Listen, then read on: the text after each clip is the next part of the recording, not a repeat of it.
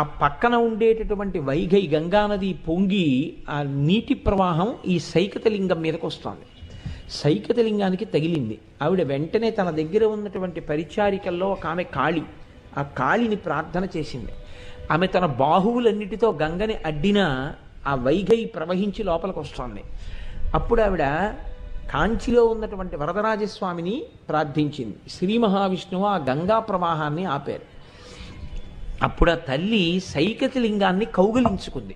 ఆ శివలింగ స్వరూపం ఏమైనా అయిపోతుందేమో. అందుకే మీకు కాంచీలో ఉన్నటువంటి శివలింగం అమ్మవారి చేత కౌగిలింపబడినదిగా మీకు కనపడుతూ ఉంటుంది. అక్కడ దర్శనం అంతా అలా ఉంటాయి, అక్కడ ఉండే మూర్తులు.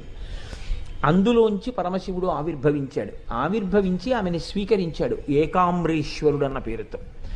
అక్కడ వేదము చెట్టుగా వచ్చింది. ఆ వేదము చెట్టుగా రాబట్టే 4 కొమ్మలు 4 రకాలైనటువంటి మామిడి పళ్ళు